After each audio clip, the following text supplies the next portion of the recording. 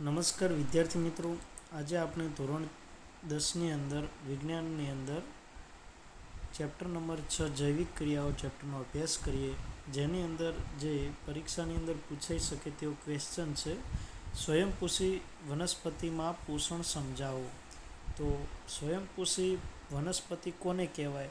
તો કે જે પોતાનો ખોરાક જાતે બનાવતી હોય તેને સ્વયંપોષી વનસ્પતિ કહેવાતી હોય છે. અને સ્વયંપોષી સજીવો એ બહારથી લીધેલા પદાર્થો, બહારથી કયા પદાર્થો લે? તો કે કાર્બન ડાયોક્સાઇડ અને પાણી, જે ઉર્જા સંચિત કરવામાં પરિવર્તિત કરે છે.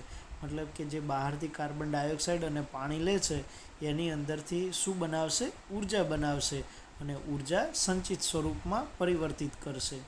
ત્યારબાદ સ્વયંપોષી સજીવો કાર્બન ડાયોક્સાઇડ અને પાણી મેળવીને પ્રકાશ સંશ્લેષણની ક્રિયા કરશે અને પ્રકાશ સંશ્લેષણની ક્રિયા દ્વારા ક્લોરોફિલની હાજરીમાં, ક્લોરોફિલ એટલે કે હરિતકણની હાજરીમાં કાર્બોદિતનું રૂપાંતર કરશે, કાર્બોદિત બનાવશે.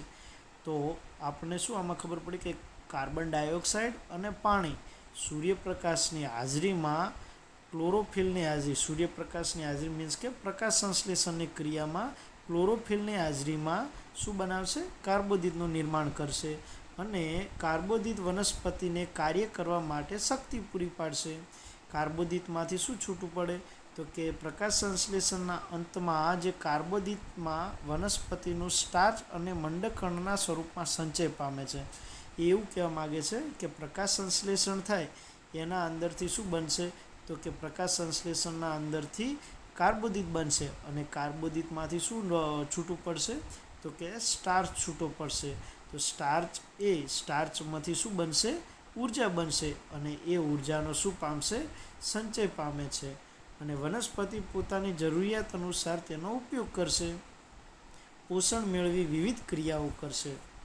તો આ વનસ્પતિ છે જે ઉર્જાનો સંચય કર્યો છે એ સંચયનો ઉપયોગ કરશે નિયમિત, અને ઉપયોગ કરીને જે વનસ્પતિ ક્રિયાઓ કરે છે એ ક્રિયાઓમાં એ ઉર્જા મદદ થશે.